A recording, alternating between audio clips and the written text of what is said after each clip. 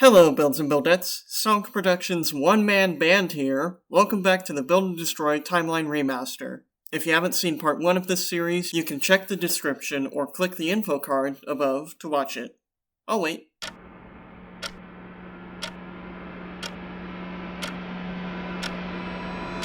Now then, last time on the timeline, we covered the fall of BYM and the rise of BnD, the creation of new factions, the first major non-faction versus faction war, and some other important points. As we covered 2018 to 2021, this part will cover the remaining years of 2022 to 2024. It sounds shorter, but there's still a lot to talk about.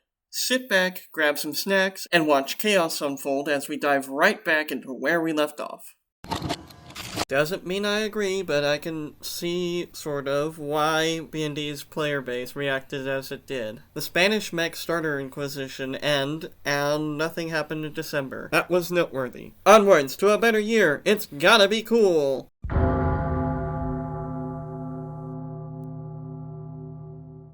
As you can tell by the name and the ominous bell, yeah, it was not a good year. The new year immediately kicked off with the second Great Lag Bomb raid on January 5th, done by a then mysterious group of alt accounts with silly names.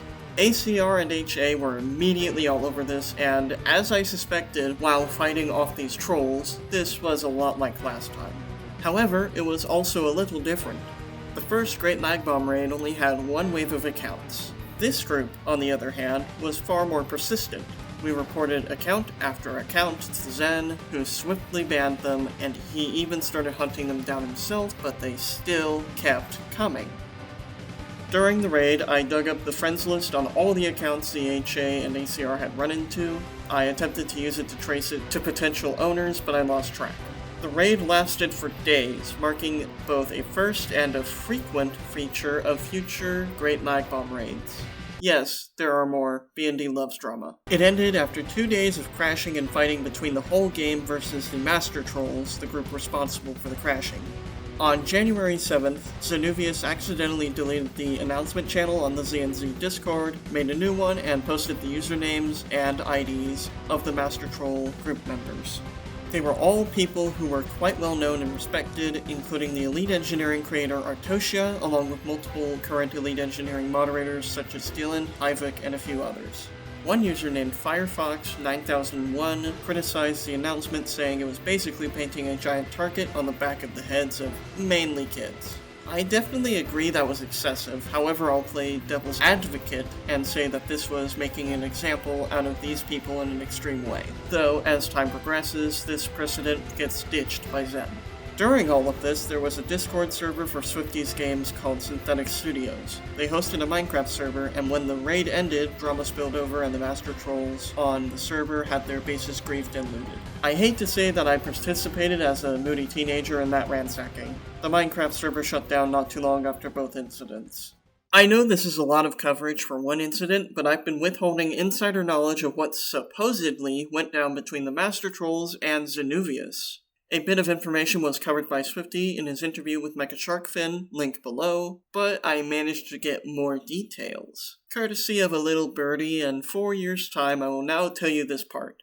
If you're watching this then, please let me know if I should remove this. This scoop of information happened on January 8th, 2022, and is mostly told by Firefox alongside a member of the Master Trolls. As this is not a testimony from a Master Trolls member, take this with a grain of salt. According to Firefox, Zenuvius was, in fact, most likely the first person to know who the Master Trolls were. Before the raid, the Master Trolls were all in a Discord server. Then one of the Master Trolls named Bounty discovered that a memory leak occurred every time they moved a shoulder joint past the garage building zone. If done enough, the server would crash. The others decided to try it out, and it worked. Some tried it in private servers, but others went into public servers, unaware of the damage this memory leak glitch was causing. This glitch interested the group, so a few created an army of hundreds of alt accounts waiting for a week to pass to enable access to BnD for that account. They knew this would get them banned, but didn't really understand what they were doing, so they continued. Yeah, my cheeks are hurting. More like they're sore. I don't talk this much, usually. During the raid, the members sat in a voice chat on Discord laughing as they abused this glitch. Xenovius was watching, also getting his DMs filled by those hit by the raid. This is the part I may have to completely purge. Zen had an idea on who could be behind this attack. Swifty. Zen allegedly contacted a white hat hacker who pulled up every image Swifty posted on Discord, compressed in a 2.5 gigabyte zipped file, ran an ML algorithm or machine learning algorithm over it, and looked for any of the alt accounts responsible. He found the name he was looking for in a deleted channel of a deleted server. I'm not gonna say it out loud, but he found what he was looking for. And the rest is history. The scariest part is that Zen, a Singaporean apparently, allegedly accomplished what the US government has no jurisdiction to do without a warrant. Xenovius, a foreigner, allegedly used someone to get access to another person's images on Discord, all because of what they were doing on Roblox. Of course, for legal reasons, this is all alleged. Hello, interrupting Sonc again. So, I got a comment on Chapter 5, and there were a few things to correct. Number 1, Dylan apparently wasn't an EE moderator. Hivok also stepped down, so yeah. 2, I forgot to mention, Gilad 1 was part of the Master Trolls. Yes, he was. He opposed the plan. He told the dudes who, proposed raiding, hey, don't do that. And I don't remember why he wasn't allowed to talk, at least up until the whole, you-know-what happened. And 3, there was another lag bomb method that was used, and I think I know exactly which one the commenter Losh was talking about. It was basically a bunch of gravity parts spinning on motors, or somehow on one single motor/hinge, and it would just crash games super fast. Yeah, it was used further into the lag bomb raid than the shoulder part stuff. So yeah, that's all I wanted to cover. Back to you, Sonc. Now that the raid is fully covered, we can move on. April 2nd sees Kako passing anti-homophobia rules, further securing their continued existence on BnD. June 1st was a small tournament hosted by Mech League member AnyRandom_, with the participants being himself, Mech Builder Lolboss, well-known glitch hunter and abuser Tawog Lol, and yours truly. June 30th, 2022, the death of Technoblade. Even in Roblox's smaller communities, it was felt. July 4th, 2022 saw the publishing of the first BnD Timeline video on YouTube by me. Link below. August 27th, Paco returns to BnD with a building stream series where he builds and people can join his private server. At some point as well, the bot on the ZNZ Discord stopped responding to all commands in the bot dump channel. As far as I know, it never got fixed. As if one wasn't enough for the year, the third Great Lag Bomb raid began on November 24th, 2022. It was started by a group named after the Minecraft 2b2t group known as the Infinity Incursion. Led by the player named IDK Trialt, their stated mission was to bring back BYM's glory. Job poorly done, as it only drove people towards lead engineering more. I still don't get why he did that. Trialt's persistent war against BnD didn't show a slight sign of slowing down until mid-2024, arguably killing BnD. November 25th held the last timeline-noted BnD tournament to ever be hosted by Paco. Instead of being a customized mech battle like nearly every other tournament before, it used non-modified starter mechs. The only thing that could be changed by tournament rules was the color. Changing the material was banned as certain materials had attributes. For example, ice has the least friction and sand the most. I also got to participate in this one, but lost to the guy who once again won the tournament, the Lord... Dead! Never mind, Dragon Ceratops beat him and won. Congratulations. Now for the final month of BnD's life, labeled in the timeline as the month of approaching death. Real dramatic, I know. In all seriousness, this is arguably the final month that Build and Destroy actually had a sizable community. December 3rd, 2022, the lead lag bomber from the 3rd Great Lag Bomb Raid returns on an alt account, proceeding to crash every public server on the game daily until the 15th. Zen effectively went missing after the 2nd Great Lag Bomb Raid and a patch. Many wondered where he went, if he's alive, and if an update would come soon. those questions would go unanswered.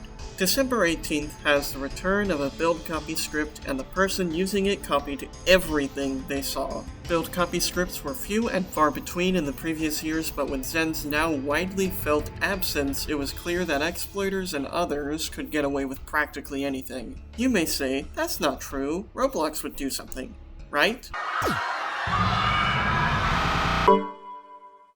Right?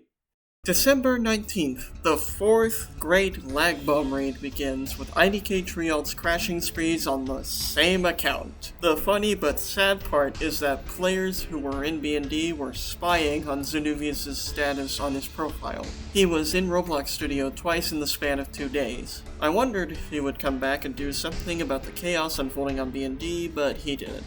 Throughout the rest of December, the game would slowly become buggier, with the lack of updates finally showing in-game. The fourth Great Lag Bomb raid would continue from this point into the new year. December 28th, 2022, the final nails in the coffin. Artosia announced he was still diligently working on Elite Engineering. Elite Engineering seemed like the best option to replace BnD, especially considering the sorry state the predecessor is still in as of 2026. That's when I'm voicing this over. After that, after many years of waiting, BYM finally becomes relevant again. December 31st, 2022, the name of BYM's original game would change from Closed Till Redevelopment / Ye Olde BYM to OG BYM, alongside a screenshot of Sharky99 standing next to a sign that said BYM 2023. Perhaps 2023 would be better? I mean, we have 2 building games coming up. BnD won't last much longer, but there are others on the way. Next year!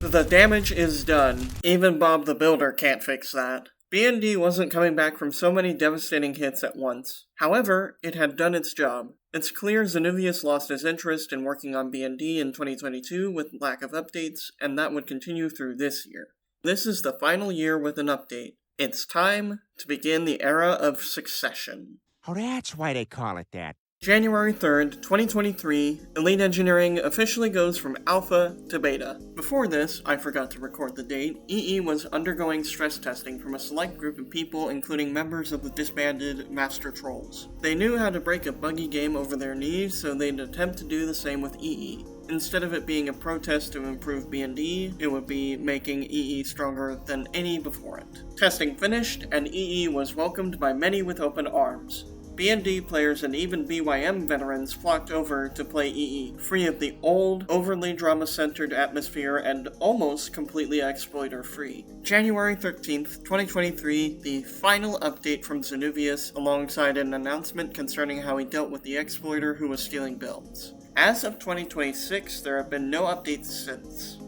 Yes, I've been keeping track. From January to February of 2023, BnD entered a very stagnant player count period, where there were multiple full servers and other side servers of builders and fighters daily. Now stood a new generation of very few players walking in a ghost town of a game. February 25th, 2023, the final major BnD-centered faction is founded by new player Nebulous_Manta. The Failure Management Association, a name scheme reminiscent of the Hero Association faction. For consistency, here's an interview with the founder Manta. Alright, so we got another text interview. If you remember from, I want to say chapter 3 or so, we had one from the founder of Kako, and we have this for Manta. So I'm going to go ahead and read off his responses. 1. My favorite Pokemon is Mantine?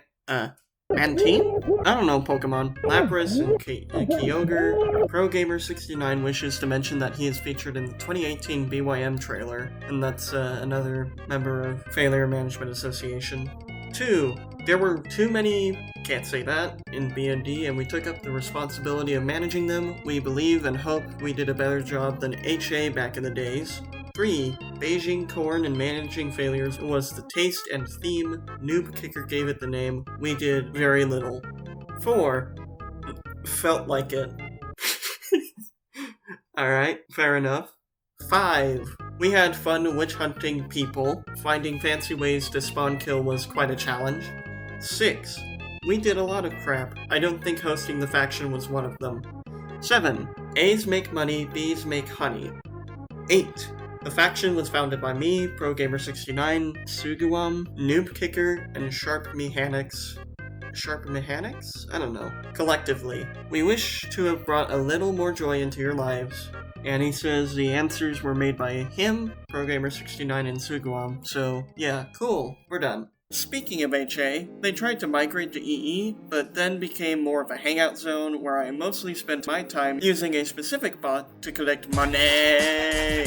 From the start of 2023 to March, a few older players of BnD, including myself, came back to see what basically turned into the 2B2T of small Roblox sandboxes. Nebulous Manta took the seat as one of the most powerful players in the game, earning the status from the new generation as Cancer God. We weren't too happy about that, so on March 25th, the co-founder of APOC Core and ex-nuisance Fupa Tupa 813, ACR founder The Real Pro Alt, and yours truly formed a group to fight him. Manta was exploiting a lot at the time and even found a way to auto-kill certain players who didn't use a seat to anchor themselves in the garage. We decided we would fight fire with fire. For consistency, I have an interview with Tupa, so here we go. Tupa and I schemed in a server I had in cold storage for my channel, forcing ChatGPT to make scripts for controlling the humanoid root part of a player, which is basically vital for moving players through 3D spaces, along with other shenanigans. We planned on getting Manta to join a server, letting him get comfy, and striking, showing that he was not the only one who could fight. We knew Zen wasn't coming back, so we even tried to figure out how to ban Manta ourselves. Manta's main account actually got banned off of BnD at some point by Zen, surprisingly. He continued doing things on his alt accounts. To put it short, the average BnD interaction. March 25th, 2023 had a fairly disheartening announcement for those who were wanting an end to the chaos. Zenuvius apparently joined a server and talked about how he was busy working on other games, like a military simulation game called Base Battles. Little did he know, Tupa was cloaked using a fairly well-known and older BnD glitch known as Anchor TP. Remember the guy who teleported right next to me in Part 1's intro? That wasn't movie magic. Okay, it was, but only because Roblox broke it. Anchor teleportation, or Anchor TP, was a glitch that involved using a certain combination of tools and a keybound anchor to appear invisible to other people. Another variation used magnets called Checkpoint TP. The magnet allowed you to cloak and uncloak without the flaws of Anchor TP. Anchor TP's flaw was once you appear, if you attempt to disappear, your server-side character in suit will appear where you re-anchored, not where you performed the glitch. Safe to say I've broken a code by sharing this information, but I don't really care anymore. BnD's 6 feet under last time I checked. Plus, the glitch broke, so it doesn't matter. April 26, 2023, Roblox releases their update with the newly acquired Bifron anti-cheat systems. This put a temporary dent in exploits, but this only applied to PC clans, so exploiters sidestepped it easily with mobile and the Windows Store versions. May 4th hinted slightly at the 4th Great Lag Bomb Raid finally ending, as servers were still being consistently crashed by IDK Trialt. The lag bomb run slowed down, and somewhere in June of 2023, Manta's spawn killing spree, which was happening, halted. For a short time in July, another script user named CertifiedBuilder1 briefly continued the spree. Afterwards, BnD entered the eye of the storm. There was peace for 5 seconds. Surprise, surprise. Besides the supposed return of build copying by Certified, people could play normally. July 28th, the storm of drama returned, with rumors of another server crasher circulating and being discussed around 4 AM CST. Manta announced he would crash servers hosting Certified, officially starting their rivalry in the timeline. August 12th had the possible return of IDK Trialt, as he kind of disappeared at some point, but there were multiple reported sightings of him. September to October of 2023 is when I learned from Tupa that Zen was still working on other games and that he was working on some sort of military simulator game. I'm quite sure that Base Battles was that simulator, but I could be wrong. November had nothing important to note, only the continued shrinking of the player base. More people got tired of BnD, the constant anarchy and bugginess, and the lack of players to play with. November 22nd had another sighting of Trialt, unconfirmed. The year ends with another problem for exploiters on December 9th, with Roblox suing multiple exploit program creators. Hey, editing Sonc here. Apparently Roblox didn't sue a bunch of exploit creators. They sent cease and desists from what I've heard, but I can't find any. The big thing I'm finding is that Synapse X stopped developing stuff like exploits, and they teamed up with Roblox. I just wanted to put that out so I didn't get in any kind of trouble. Anyways, back to the timeline. Both BnD and exploiters around the site continued their shenanigans. Let's just move to 2024 and talk about what's there.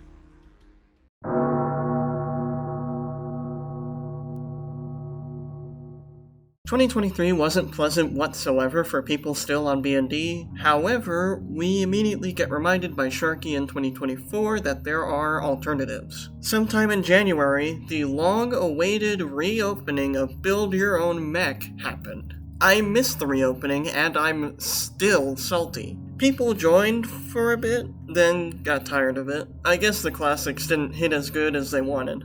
And finally, yes, you heard that right, this is the final date on the timeline, January 29th of 2024, Sharky decided to keep BYM up permanently. The game works again, and looks the same as when it shut down, and all my old saves are still there. I'm happy. All that being said, afterwards I sat and waited for more BnD news. At the time, I had no idea nothing would come. I waited, and waited, and waited, until I could wait no longer. May 2024 marks the end of this timeline project. Thanks for watching! Man,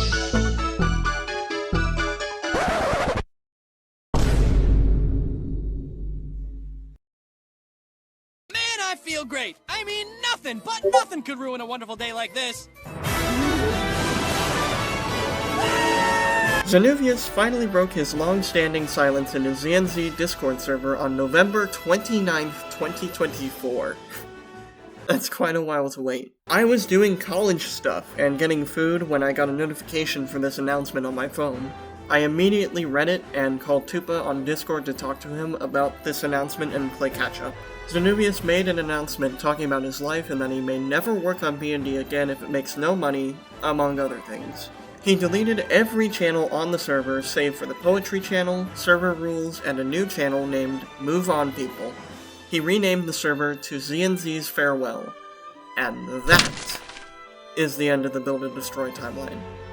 As of reading the script in 2026, and honestly, late 2025 too, BnD finally died off entirely, and you're lucky to see a single player.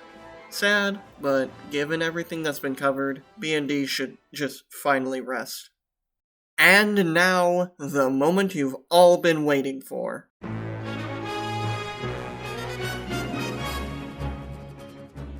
With the timeline done, I'll share some concluding thoughts about this funny LEGO game. BnD's entire life can be summed up pretty easily. At first, it was pretty cool, everybody mostly got along. Updates and player events happened with relatively small amounts of drama, and again, updates were also more frequent. Then, of course, there's the people who wanted to make their own BYM revival game, which ended without fail in scandals or burnout until Elite Engineering. It heated up a bit more as factions started waging war against other factions, but that's normal. Crap hit the fan when they started targeting players, as in individual players. Factions like ACR, HA, APOC Corps, and maybe even Failure Management Association only exacerbated the problem. Red Rider Hood 06, a friend of mine who moderates EE now, actually predicted this vicious cycle. One guy decides to do something the other people don't like, factions like HA catch wind of it, and they start a witch hunt. The first guy realizes he is outgunned and outnumbered, so they choose either to fight back and improve their weapons, or to simply do nothing. Most end up improving their stuff, starting an arms race. This happened with people from cancer users who were nothing more than avoidable nuisances, all the way to exploiters and lag bombers who did too much tomfoolery. Those people eventually built weapons that could fight the entire game or a select group, and it would all boil over towards the end of BnD's life, where this cycle, unknowingly fueled by HA and others, resulted in the production of effectively unstoppable forces like Trialt and Manta. Unfortunately, there was no immovable object to stop them anymore, as BnD's sole moderator and developer Zen got tired of BnD. And frankly, I think he also got tired of the constant fighting and drama and this and that, and it's just, we were so childish. Like, man. BnD promptly became a war zone, a few factions-dominated servers with large-scale fights and manhunts, and it eventually drowned the game. People left for alternatives, and BnD died. I think Vision summed this up perfectly in this clip from Captain America: Civil War.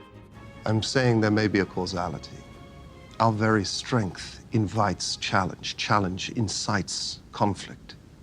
And conflict breeds catastrophe. I mainly blame this cycle on the moody teenagers who made up BnD. Hormones and other stuff really messes with reasoning. I can't blame it all on nature since we also spent too much time online bickering. In the end, many members of factions that thrived on drama were chronically online teenagers, like me.